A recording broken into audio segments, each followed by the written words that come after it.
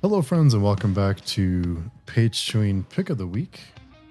It's our weekly comic book show where we discuss all the books we pulled that week, and we end the show with our favorite book, which is the pick of the week. And after that, we discuss our group read, which is currently the Frank Miller run on Daredevil.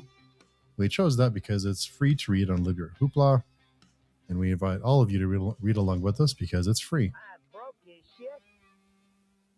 You have to have the Joe Exotic clip.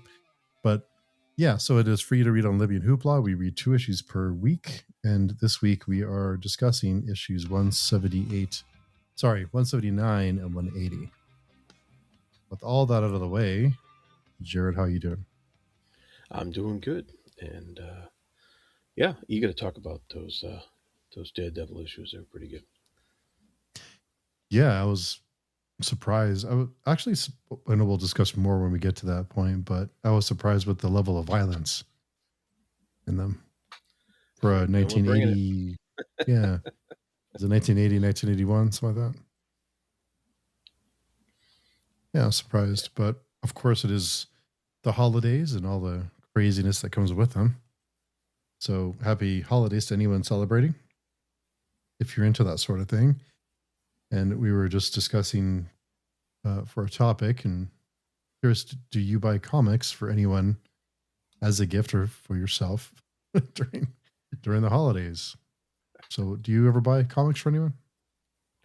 Not anymore, other than myself. But I used to, when I was, of course, working at a store. I used to try to find things. I used to take the time to try to find comics that I think people who rarely or don't generally read comics might like. And try to find something that I think, oh, they don't normally read comics, but they might enjoy this, and Mm-hmm. I would try to, because I was ahead of time. I was at the store anyways. I was, working there and I was stuck there. So I would have the time and I'd be like, it would, I think you have to really know the person that you're buying for. It takes a little thought if you're going to buy them any kind of, most of the time it'd be graphic novel, or a Yeah. collection of some sort. But you never know. And so I have it for Christmas as well as birthdays as well. Yeah. It's kind of tough. It feels like some people who don't read comics are intimidated by them and are kind of don't know where to start. So buying them something as a gateway drug to get into the hobby is fun. It's I usually don't buy comics for anyone because I don't really know anyone else who buys or who reads comics locally. But every once in a while, I'll get a collection for like a hardcover collection for one of my kids if they want, one of the big hardcover collections or something like that. But other than that, I usually don't, by chance, buy books generally for people who don't read. Which I don't know if that's a good or bad thing, but it's kind of like this is my hobby and I want you to like it too. And it was kind of awkward. Yes. Yes. Exactly. This is my hobby. You will like it. Uh, You will like it. One of but us. yeah, I know we can be kind of zombie-ish sometimes. I think. Oh yeah, Um, that's for sure. yeah, yeah. I used to for some of the kids, it would be something along the manga lines or what Mhm. have you.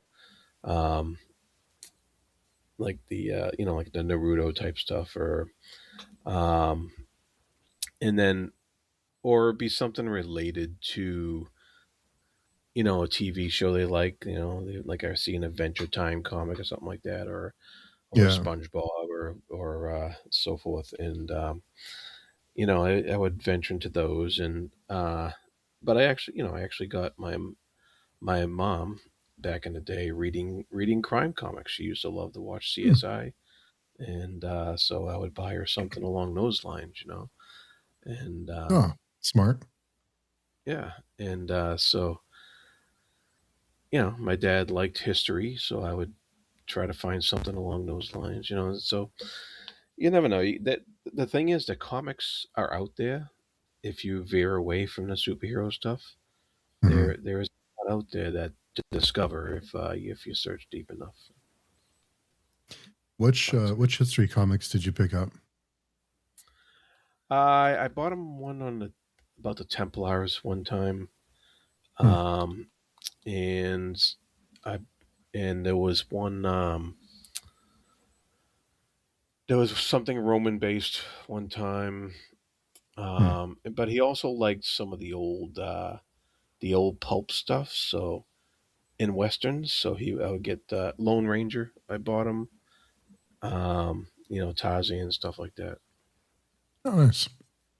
Yeah, I didn't like the direction the Walking Dead TV show went, but that was a great time period to buy someone a Walking Dead book because it was so huge yeah, that it was a great way to here's volume one of The Walking Dead. It's much better than the show. Kind of thing where um so yeah, that was a great time. Whenever there's a big, you know, there's a popular book or a popular adaptation, it's a great time to slip that gateway drug under someone's door. We haven't had one in a little bit, but yeah. Well, there are some Stranger Things comics, so it's true. that's something that somebody might like. It's very true. Yeah. So hope everyone's having a great holiday. Hope the pressures of the holidays aren't getting to you too much and getting some important reading time in. And just sitting back and relaxing. And thanks for hanging out with us. I know it's a busy time of year, so thanks for tuning in this week. So I have quite a few this week. We'll start off with 30 Days of Night, Falling Sun, number 2. This is by Dynamite Comics. So the vampires return to Barrow for an all-you-can-eat buffet of revenge. The humans who dispatched them the first time. Spoiler alert for a 15-year-old, 20-year-old comic book and movie. So there's the vampires returning to Barrow. There's a people there in Barrow who think that the whole story is hogwash and ridiculous and nonsense, and they quickly learn it wasn't once the vampires come back into town. Now there's a side story that we get quite a bit of in this issue that seems very out of place. It just seems very disconnected from the rest of the story and a little silly when you really think about it. But I'm guessing it'll come together later in the series. But other than the side story, the main story is not very heavy. There's some vampire stuff that's fun, but overall, it's kind of light.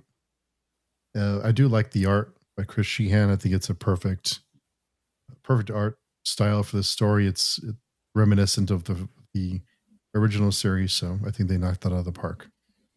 And yeah, so I'll continue with this one and see where it goes. Cool, very good. Um, yeah, my first one this week is Detective Comics number 1103, and I'm reading this just because I like saying that big of a number. Uh, Mm-hmm. but uh, but no, I'm actually enjoying this Detective Comics once again. I used to collect Detective Comics back in the day, and I had before I sold them all off, I had like over near 400 issues. But it's kind of fun to get back into it now, just because I like the name and and of course I like Batman as a character. But this is part three in the Courage That Kills storyline, and I really find it interesting because it's really forcing the story along because there's a deadline. There's a deadline for Batman. And I kind of like those kind of stories where the hero will sometimes be forced to make bad decisions because he just doesn't have time to figure it all out. And Batman's the best at figuring things out, but even he is human, and I liked that aspect to the story. Um, and Lois Lane played a pretty big role in this issue, and I like how she was portrayed in this issue as well. Uh, downsides. I really didn't care about Superman being in there, but when Lois Lane's around there, that's going to happen, I guess. But but Yeah, I guess. yeah. But overall, yeah, it's an enjoyable story, and I'm looking forward to seeing the end of it. The villain's somebody I'd never met before, so that's cool, and we'll see how. I'm not sure if it wraps up next issue or if it keeps going on, but we'll see. Um, just a pretty decent, solid story, superhero story. That even though it has some guest stars, it's not irritating enough to. I think the story itself is pretty good at keeping things moving. So I'm enjoying it. Yeah. It is good at keeping it moving. And I wish we could just have Lois Lane without Superman around. And it's kind of peanut butter and jelly situation, but Uh, so the next two for me is two. I forgot to talk about Artificial a couple of weeks ago, number three. So I put it back on the list because I finished number four. Now, Artificial is a story about a woman who's getting over a breakup, who decided to buy an AI android that would be her boyfriend, that she would program to do, to be the ideal companion. It's a series that came out of the gate with some really interesting and thought provoking themes and ideas, and the role of technology and AI in everyday life. And it felt very kind of grounded, and it felt like we were going to explore these ideas in a serious way. And I feel like that serious tone really shifted right in the middle of issue three, and it became kind of a silly and ridiculous end of the story that what I thought was more of a, I don't want to say serious, but it just felt like it went very lighthearted when it was a really serious story, a really serious topic, like kind of you know plot ideas we were dealing with. So I'm a little bit disappointed with this one, how it ended, because I felt like there was a lot of potential, and I just feel like a lot of it was squandered. It's I still really enjoy the series that Maria Lovett did 2 years ago. It was, I forget the name of it. It was the social media platform. I forget the name of it. We talked about it on the show, but yeah, that one ended really strong, and I just feel like this one just didn't hit the landing. So I'm bummed about it. Yeah, just kind of a disappointing ending for that. Another one on my list was one that Jared, I think you talked about recently in the last couple of weeks, which is Endeavor 2 by our friends over at Distillery. Now, this one, I'll try not to spoil it for anyone not reading this one, but it's a boat with kids on it that are stranded, and they end up doing lots of kid things. and and I'm enjoying the background of the boat, and they're building a story around the boat and its history. But I think the interactions between the kids, it devolves into what you would probably expect it to, like a Lord of the Rings type of situation, and it devolves into kids being assholes to each other, and it's a little too Totally. spot on because I was really annoyed by the end of the issue, but not in a it's this bad kind of way. Just it's a little too close to reality kind of way because these kids are brats.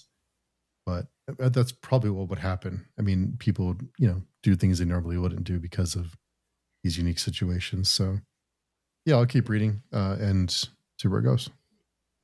Yeah. Well, the artwork's really good too.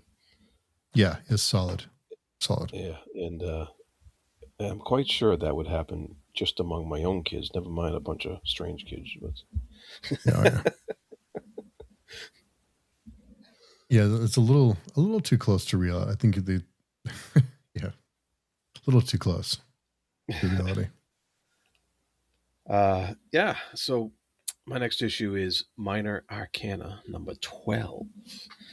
So you would think number 12 seems to be a big issue for like wrapping up storylines and stuff like that, but not Jeff Lemire. Nope, not him. He's just chugging along with this truly long form series, and this issue just keeps the story moving, and he's doing a wonderful job. I think he's really taking his time and fleshing out something that, when you look back on it, I think it's going to be something pretty special, as long as he, as long as he keep things moving in an entertaining way and doesn't blow the ending or so in 5 years or so. But the interesting thing that happened in this particular issue, I think we get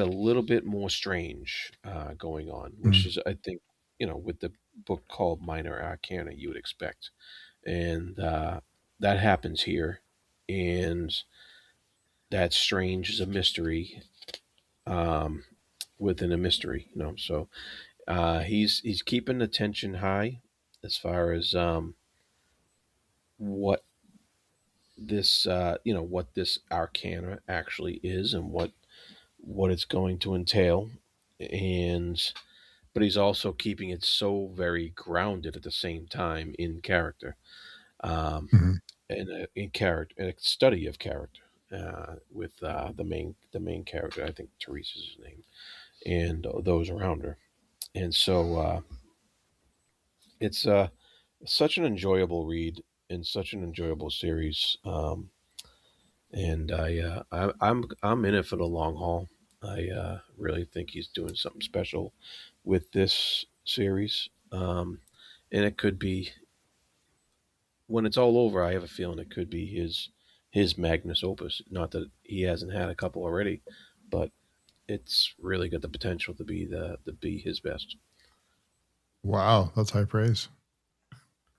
Nice. Yeah, Yeah. for Lemire, depending on, Yeah.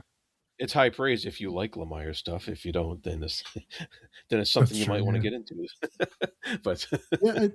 I mean, I would imagine even if you don't enjoy his storytelling, I think I think he's on that level where even if you don't enjoy his stories, you can still appreciate the craftsmanship that goes into it.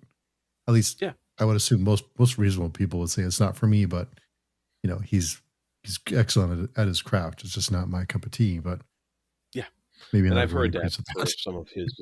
Yeah, I've heard that for some of his other series. That, some people have said Yeah, that. Yeah, it's just not my thing. But yeah, I recognize that he is a penultimate, like, comic book artist creator. yeah, That he is one of those people that you think about when someone who you think is going to be the whole package: writing, drawing, yeah. everything. Oh yeah, pretty rare that Yeah, someone does both.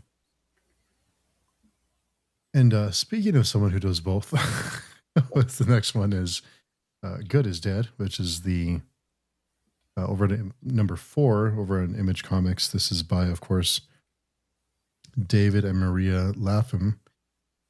Well, of course, we're big fans of that duo, and David co-writes and draws, has art duties on this one.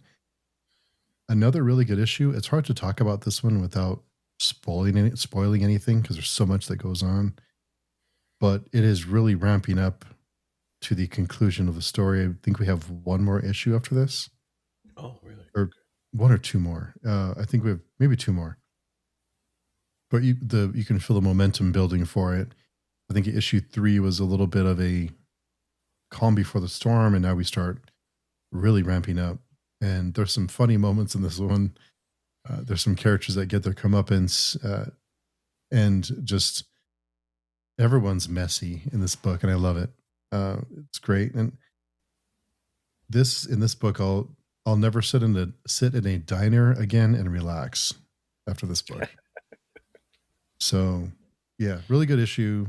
Of course, it was in the running for pick of the week, but it got nudged to the side. Some really great books this week. Another one for me is Yeah. Terror Bites number 3. This is another great issue of this series. I feel like this book gets better and better with every issue. So that there's a main plot that we get bits and pieces of that's moving along, and with each issue we get like these side one-off stories. This one is a story in the future that everything is connected, everything is smart, like smart devices, and he's alerted by his fridge that he's there's a warrant out for his arrest, that he's committed a crime. They're out to arrest him. Doesn't know why. He has no trial. He's just thrown into a prison. The prison has a certain hierarchy and the way that it runs, and he quickly learns that without money, without credits, you are screwed, and you can purchase time off of your sentence. But if you don't have money, then your sentence grows. This is really so. I think there's some scary parallels drawn here with the private prisons in our current day that you can Yeah. really start to make some comparisons with that and these profit prisons, which is another whole nother topic. But yeah, really fun, not fun, but really great story. And the main story that drives through all of them isn't as interesting to me as the one offs that we're getting, but a really haunting story. Very, very good story. Another one that was the running for pick of the week was, of course, The Sacrificers, number 18. The so as the story is really changing here and really shifting gears to a whole nother kind of direction. Choices that were made earlier in this series are really coming back into question. I love these kind of stories where we start to get introspective and see, yes, we made these changes, but who should make these decisions? Should we have made that change? Was it better before? Is it worse now? How do we make this world a better place? Was it really that bad back then when we were sacrificing our kids to the gods? And was it really, Jeez. so you start wondering, like, What was the old system what a better? Are we worse off than now? I mean, so what a all question. these, yeah, I know it gets a little bleak, but I love the way that the story kind of reflects on past events and who, yes, you want to change the world, but then you change it, and then what? What if you're not equipped to make those kind of decisions? What if you make the wrong decision? Everybody suffers for them. So really great issue. Again, another one that was in the run for pick of the week, but just got edged out by something else that I did Wow. not expect at all. Wow. So Wow. That's yeah, two books. I'm like, wow, that were not your pick of the week. Three. any other book would be and those any of those would have been pick of the week on pretty much any other week. It just this week, this my pick just edged out those other ones. Which now that I'm talking about it, That's I'm like, did I make the right choice? yeah. Well, I'm looking forward to. They're on my pile for next week, so I'm looking forward to them. Yeah, but and of course your pick wasn't my pick, Yep. so yeah, it was yeah. So we'll talk about it. But with all that said, it is time There we go. for the pick of the week. Yes, indeed. Yes. Yeah. So my pick of the week is Assorted Crisis Events number 7. How many times can this book win? I But think every issue has been the pick. yeah, pretty much for me. And to be fair, I had a light week this week, so and a couple of those that you mentioned this week, I'll be reading for next week. So looks like I'm going to have a stacked week next week. But Yes, this is the latest issue of a like hands down the best series of the year for me. Um, and This issue number 7, while not quite as strong as some of the past issues that we've had, I didn't want to hold it against this issue by comparing it to such a high bar. Um, that's the problem when as you have so yeah, many bangers, right? It's yeah, as previous issues, yeah. yeah, So this one was interesting. It had each of these issues in this series is a self-contained story, and this one was about a guy who his alternate cells from alternate time dimensions keep popping up dead next to him, which is beautifully portrayed right in the first page where he wakes up and it's just like ah. Yeah. Yeah. um, and so that it gets kind of scary, and then it gets mundane. So I won't say anything more about the issue as far as giving stuff away, but it's it delves into the all the possible psychological ramifications of such a thing and how that would affect somebody and how somebody would deal with it. And I think this main character deals with it probably in a way that nobody else would, maybe, but you just never know. Like it's still this issue still presents a situation that's so out there and so weird. How would you deal with it? How would you deal with that? And it's so um, it, like you can't even fathom it really. And so I don't think it's anything that a person can relate to because it's just too out there to relate to. Um, other than the possibility of dealing with um, a disaster where you're surrounded, unfortunately, by a lot of people who may have died.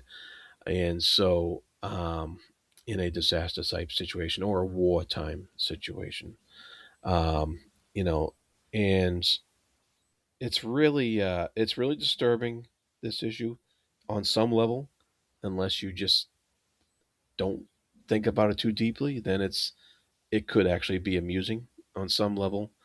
The way the character deals with it becomes Yeah. amusing at some points, Yeah. unless you think about it too much, and then it's not amusing at all. And so, um, yeah, I the only thing that this issue threw it off was the ending was too open ended for me, and there wasn't as much resolution that we've gotten in previous issues of this book. But other than that, once again, a thinker to make you think. Yeah. It's like we talked about. It's hard to not compare the other issues to this one. I think it was a. I love the fact that Tom, who was the main character, some people are like the cops are like, you're just gonna have to deal with it. And it's just, just it's just what it is. And Yeah, some people think he's disgusting, and some people are like, won't help him. So it's just this weird world that they all live in. But everyone has these different crises going on. I think this one it was a great issue. The art was great. It was a really good issue. I just think this one just didn't have the what I was waiting for with this one is the emotional gut punch that hmm I think every other issues had. That just while it was thought provoking, it was interesting. It was you start to wonder what you would do. It just didn't have that hook, like that one where it really stuck with you. Like I think all the other issues will have stuck in with me, but this one, while it was good, it just didn't have the feel like you've been punched in the gut after you read it kind of feeling. So, but still very yeah, good. yeah. So if you need a break from being punched in the gut, then pick up this issue. Yeah, but it's still like Yeah, awful. it, Yeah. it's it's still a thinker. Yeah. Oh yeah, definitely. So my pick, this one beat out some heavy hitters like Good as Dead, The Sacrificers, the sort of crisis events, even Terabytes was good this week. They're all in the running. But Liquidator #2 by Mad Cave just edged them out. I love time travel stories. I love the idea. So let me set this up for anyone who's not reading it and who isn't familiar with it. So Liquidator is about a company who recruits people who have little or no connections to the world. So if you are someone who doesn't have a family, you don't have many friends, you just kind of a loner type, and you're down in your luck.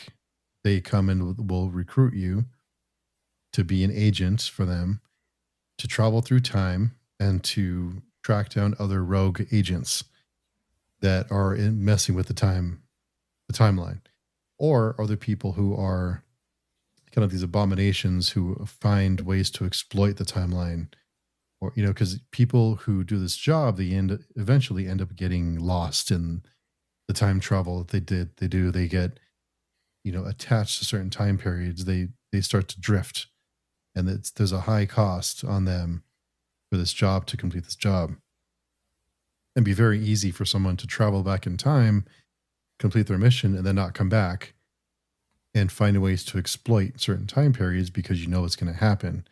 So if you're familiar with what's happening in the moment, you can be very rich by exploiting certain trends or investing in the right things at certain times, and you can really make a nice life for yourself until another agent comes knocking for you. I just love the ideas that this story deals with, the way that the different parallel timelines that are created, all the different ways that they deal with time, and there's some other elements they introduce in this one too. The art isn't my favorite. I feel like it's not bad. It just isn't my favorite. But I love the story. I love time travel stories. They can get messy, so I'm looking out for that because eventually telling time travel stories gets a little messy. But this one reminded me a lot of a movie like Time Cop, which is from the '90s, and the movie called Predestination. It's with Ethan Hawke. And if you love time travel stories and haven't seen Predestination, it's a mind bending time travel movie. I'll definitely recommend it. Sarah, I forget her last name. She's in Succession. She's an excellent actor. But her and Ethan Hawke are in that one. An excellent movie. But yeah, so this is kind of what it reminded me of. And I just love the idea that it's the different ways that they're dealing with time. And I don't know. I really, really enjoyed it. I didn't expect much out of this one. Mm. I was, middle of the road on the first issue. I was like, okay, this is fine. But I really like what they're doing here. And I think it's really fun. So I'm a sucker for time travel, and they got me. That's cool. Yeah, because yeah, because I remember you were kind of on the fence about the first issue, and um, that's very interesting because that is also on my stack for next week. So Yeah, I remember looking you. I forward to it. think you liked it more than I did, if I recall. The first issue, yeah, I Yeah, think so, and so yeah, that's cool. I like that. yeah. So I like, I love time travel. So this one got me. And as I Nice. talked about the sacrificers in Good as Dead, I wondered, did I make the right choice? But I was locked in. I was going to make. But Yeah, the sacrificers is excellent. Terabytes is excellent. Good as Dead is really good. The only stinker I had this week was probably artificial. The other ones are solid. So good yeah, week. nice. So now we get into the group read. We hope you're reading along with us. We are reading the Frank Miller run on Daredevil. This is available on Libby and Hoopla for free. I'm broke as shit. So we invite you to read with us. We read 2 issues per week, and this week we are reading 179 and 180. And things are ramping up in this one too. Certainly are. You mentioned earlier the level of violence in these issues here, with especially with Elektra, and yeah, we get that right off the bat in 179 when Elektra kills a guy in the theater, in the movie theater, right next to Ben Urich, Yeah. sitting in the theater, and I was like, wow, that was dark, and uh, what I noticed in this issue and the next one is I think Miller's art is getting even better. It's Mhm. really really good right now.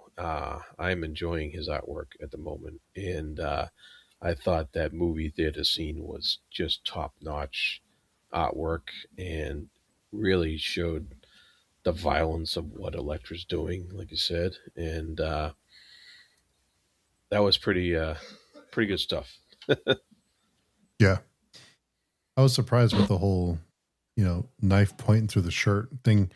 That's a really clever way of depicting violence without showing a ton of, blood and guts, but that was Gore, yeah, really right, effective. yeah,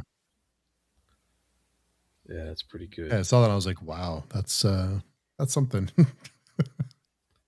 in a movie theater, and the way that she leaves him there behind with a dead body next to him. Yeah, um, I don't know about you, but I had a problem with the lettering in this issue with Hmm. the purple boxes. I Yeah, that was a found that strange choice. difficult to read. I thought it was a strange, yeah, bad choice there. But yeah, but then Matt goes and saves Ben, um,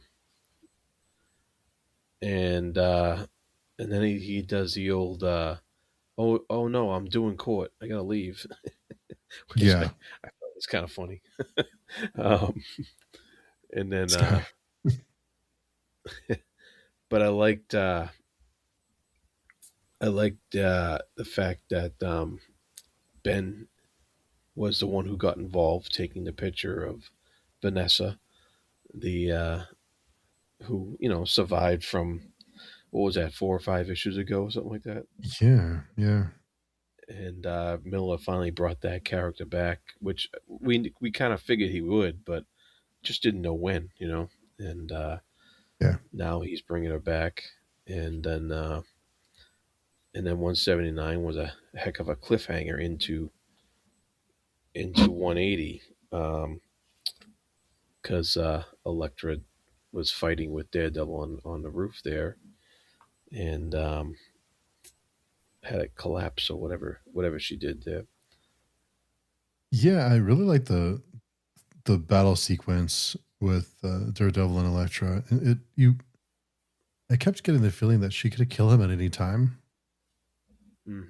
but chose not to. Seems like she had a lot of opportunities to really finish him off, but didn't. Even after she, kicks him through the wall and he goes falling down. I kind of feel like she could have, but didn't because of their history. And the depiction of Vanessa, which is Kingpin's wife, I kept thinking that was a hallucination or that was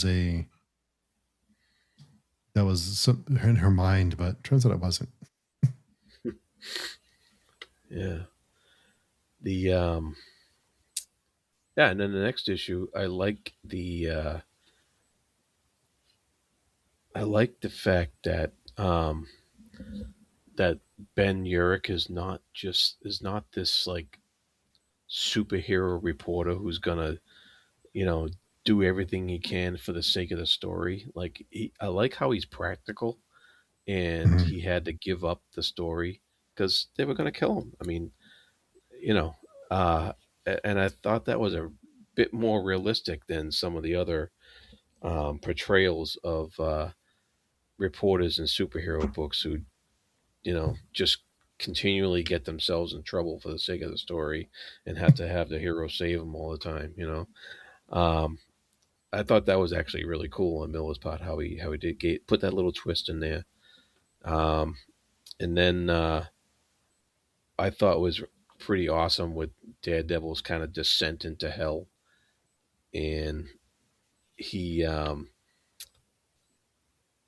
he he has to fight Satan basically to Yeah, retrieve Vanessa, right?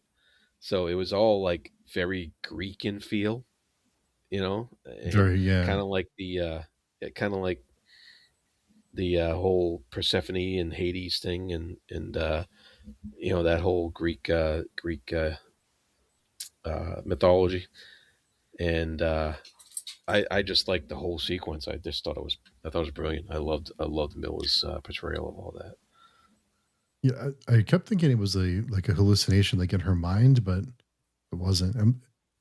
I don't feel like it feels like this one, like this, like the god that was underground, like this underground group. It felt like it was otherworldly, and I don't feel like we have that much anymore.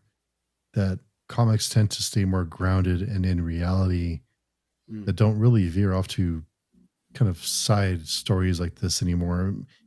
I might be saying that because I don't read very many superhero comics, but I just don't feel like that we get stories like this anymore.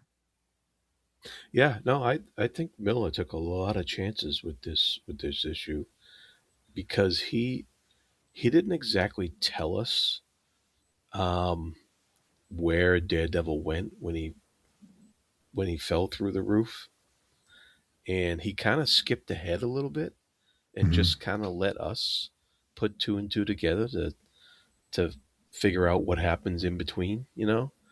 And at first, I was like, oh, wait a minute, what's going on? But then I was like, I realized, oh, we actually didn't need that. He let us figure it out, and then he portrayed this, like you said, this kind of mythological descent, and you wondered, like you said, is it a hallucination or not? This guy, he kind of this villain down there, he kind of resembles. He's called a king. He's Hmm. big and fat like the kingpin is, and so is this just a delusion that he's Oh fighting the yeah. kingpin for for the sake of Vanessa, who in Daredevil's mind would be for the sake of one of his other Mm. girl interests.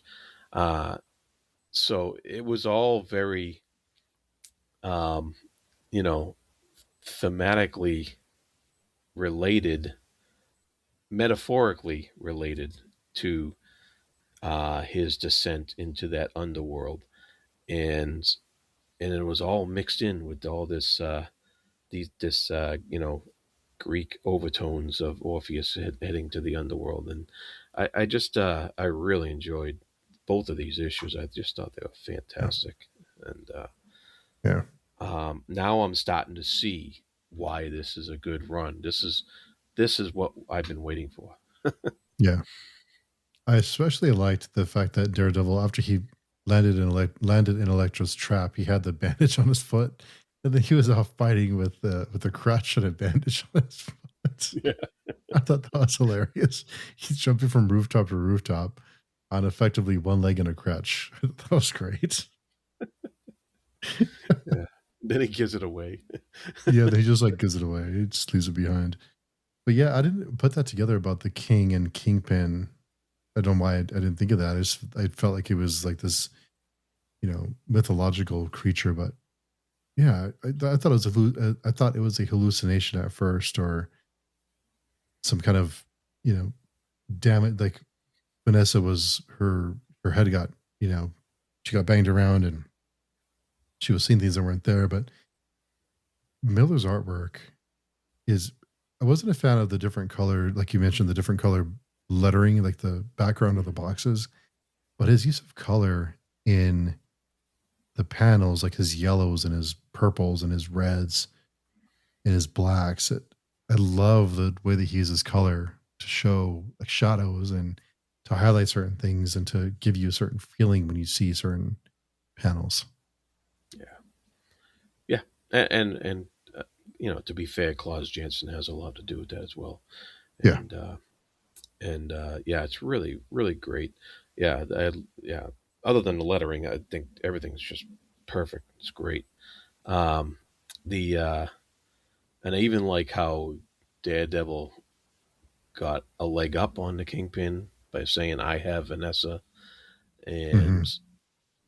and I like how the Kingpin's trying to get around that. All right, we can't go after Matt Murdock, but we can go after Franklin, and I the sneaky bastard, but Yeah. um, so it just ratcheted the tension up for the next issue too, and so I just yeah, looking forward to it. Yeah. I was a little bit surprised that Kingpin is plotting to kill Foggy or after all that. Um, Especially knowing that Vanessa is with Daredevil. And I was also surprised that Daredevil used her in that way as a chip, Mm, as a bargaining chip, because I thought he would just return her and say, "Here she is. You're welcome." But Yeah, that's he's trying to interesting. use her as a yeah. It caught me by surprise. So yeah, I think it's setting up another really good thing that this series has done that is getting better at is setting up the next issue and Yeah, and building yeah, anticipation for each one and kind of having a full story from each issue to issue.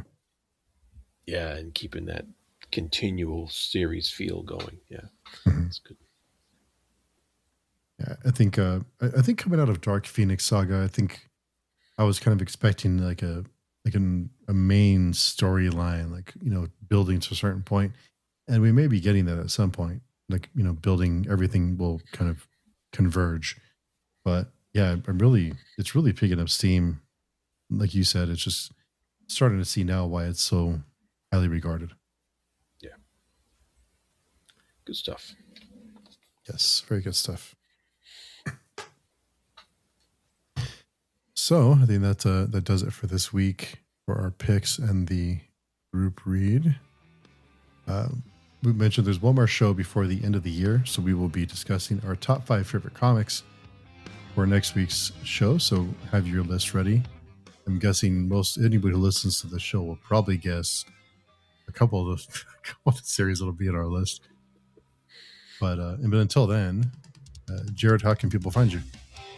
You can find me at the Fancy Thinker YouTube channel, and you can find me on the podcast Speculate Speculations, and you can find me on Film Chewing for the Oscar Project.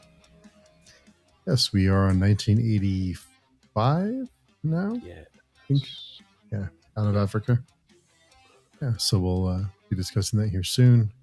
And you can find us on patreon.com. Come by and say hello. The site is migrated over to the new host. So if you visited and it was down, it's because I was still working on it, banging my head against the wall somewhere, but it is back up. So come and say hello. And we hope everyone has a fantastic holiday season if you're into that sort of thing. And we hope everyone has a great week and a great holiday. And thanks for hanging out with us. And we'll talk to everyone very soon. Bye bye.